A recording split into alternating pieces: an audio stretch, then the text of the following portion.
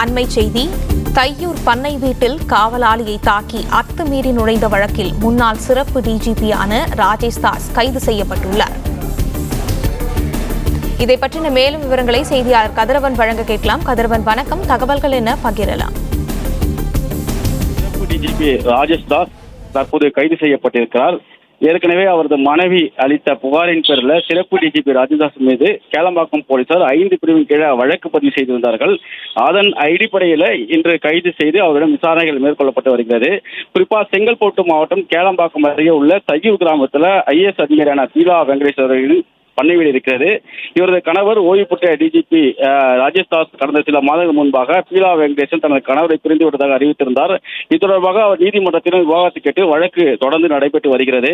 இந்த நிலையில் தான் பீலா வெங்கடேஷ் என்பவரின் பண்ணை வீட்டில் முன்னாள் சிறப்பு டிஜிபி ராஜேஷ் தாஸ் அத்துமீறி புகுந்து காவலாளை தாக்க முயன்றதாக கேளம்பாக்கம் காவல் நிலையத்தில் புகார் அளித்திருந்தார். அதன் அடிப்படையில் 5 பிரிவின் கீழே வழக்கு பதிவு செய்யப்பட்டது. குறிப்பாக சட்டவிரோதமாக கூடுதல், கொலை மிரட்டல் விடுத்தல், அத்துமீறி நுழைதல், வீடு புகுந்து பிரச்சனை எடுப்பதல் உள்ளிட்ட 5 பிரிவின் கீழே இந்த வழக்கானது பதிவு செய்யப்பட்டது. இந்த வழக்கு பதிவு செய்யப்பட்டிருந்த நிலையில் ராஜேஷ் தாஸை தற்போது கேளம்பாக்கம் போலீசார் கைது செய்திருக்கிறார்கள். கைது செய்யப்பட்ட ராஜேஷ் தாஸிடம் தொடர்ந்து விசாரணையானது நடைபெற்று வருகிறது. முன்னாள் ஏடிஜிபியாக இருந்த ஒருவர் கைது செய்யப்பட்டுள்ள சம்பவம் பெரும் பரபரப்பை ஏற்படுத்தியிருக்கிறது.